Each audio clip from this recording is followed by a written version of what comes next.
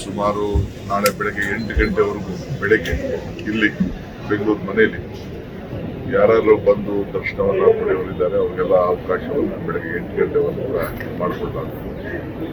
ಇದರಿಂದ 8 ಗಂಟೆ ಮೇಲೆ ಮದ್ದೂರಿಗೆ ಅವರ ಗೌರವ ಪಾರ್ಥಿವ ಶರೀರವನ್ನು ತೆಗೆದುಕೊಂಡು ಹೋಗಲಾಗ್ತದೆ. ಅಲ್ಲಿ ಸುಮಾರು 10:15 ಗಂಟೆಯಿಂದ ಮಧ್ಯಾಹ್ನ 3 ಗಂಟೆವರೆಗೂ ಮಂಡ್ಯ ಜನ, ಮದ್ದೂರು, ಮೈಸೂರು ಯಾರೇ ಬಂದರೂ ಕೂಡ ಅಲ್ಲಿ ದರ್ಶನಕ್ಕೆ ಇದಾಗ್ತದೆ. ಅದಾದಮೇಲೆ ಸರ್ಕಾರ ಜವಾಬ್ದಾರಿ ಯಾವ ರೀತಿ ಪದ್ಧತಿ ಪ್ರಕಾರ ಫೈನಲ್ 4 ಗಂಟೆಗೆ ಆದರೆ 3 ಗಂಟೆಗೆ ದರ್ಶನ ಹೋಗುತ್ತೆ. ಅದಕ್ಕೆ ಯಾರೇ ಆಗಲಿ ದರ್ಶನ ಪಡೆಯುವ ವಿಷಯರು 3 ಗಂಟೆ ಒಳಗಡೆ ಮದ್ದೂರು ಬಂದು ದರ್ಶನವನ್ನು ಪಡೆದು ಅಂತಿಮ ಅವಕಾಶವನ್ನು ಕುಟುಂಬದ ಪರವಾಗಿ ಮತ್ತು ಸರ್ಕಾರದ ಪರವಾಗಿ 2 ವಿಚಾರದಲ್ಲಿ ನಾನು ಈ ಘೋಷಣೆಯನ್ನು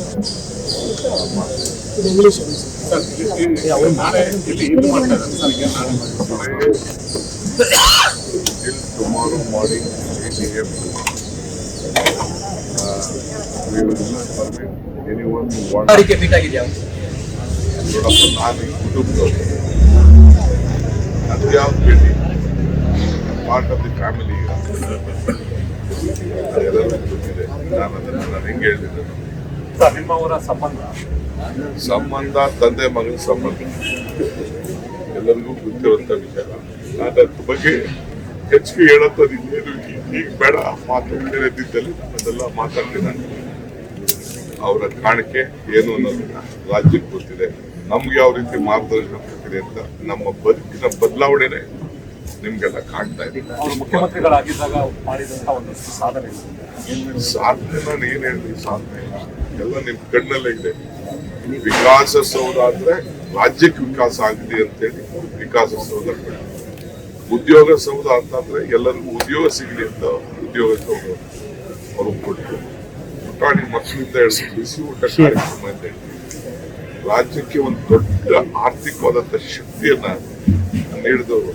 ಇವತ್ತು ಬ್ರಿವೇಜ್ ಕಾರ್ಪೊರೇಷನ್ ಪ್ರಾರಂಭ ಮಾಡಿ ರಾಜ್ಯಕ್ಕೆ ಹೆಚ್ಚು ಹಣ ಶೇಖರಣೆ ಮಾಡಬೇಕಾಗಿದ್ದಂತೆ ಅವರು ಕಾವೇರಿಗೋಸ್ಕರನೇ ಅಧಿಕಾರ ತ್ಯಾಗ ಮಾಡೋಂಥ ಒಂದು ಪರಿಸ್ಥಿತಿ ಬಂದಿತ್ತು. ಮಧ್ಯರಾತ್ರಿ ರಾಜ್ಕುಮಾರ್ ಅಪಹರಣ ಆದಾಗ ಫಸ್ಟ್ ನಾನು ಫೋನ್ ಮಾಡಿದ್ರು, ಎಲ್ಲಿದ್ಯಾ ಅಂತ. 10:30 ಗಂಟೆ ಮಲಗಿದ್ದರು. ನನ್ನ ಹೆಂಡತಿ ಬಂದೆ ಗೆಸ್ಟ್ ಹೌಸ್ ಫೋನ್ ಮಾಡ್ತಾವ್ರೆ ಅಂತ ತಕ್ಷಣ ಓಡ್ ಬಂದೆ. ಸೊ ಯಾವ ರೀತಿ ಅಷ್ಟು ನೋವು ಪಟ್ಟು ಏನ್ ಮಾಡಿದ್ರು ಗೊತ್ತಿದೆ. ಅದು ಅವ್ರನ್ನ ಇಂಜಿಕ್ ತೆಗೆದುಕೊಂಡು ಬರ್ಬೇಕಾದ್ರೆ ಏನೆಲ್ಲ ನಾವು ಮಾಡಿದೀವಿ ಅನ್ನೋದು ನಮ್ಗೆ ಗೊತ್ತಿದೆ. ಅಷ್ಟು ಒಂದು ಆ ರಾಜಕಾರಣದಲ್ಲಿ ಗವರ್ನೆನ್ಸ್, ಕರ್ನಾಟಕ ರಾಜ್ಯಕ್ಕೆ ಒಂದು ಗವರ್ನೆನ್ಸ್ ಅನ್ನೋ ಒಂದು ಪದಕ್ಕೆ, ಆಡಳಿತಕ್ಕೆ ಒಂದು ದೊಡ್ಡ ಶಕ್ತಿಯನ್ನ ಕೊಟ್ಟದನ್ನ ನಾವೆಲ್ಲರೂ ಕೂಡ ಮರೀಲಿಕ್ಕೆ ಸಾಧ್ಯ.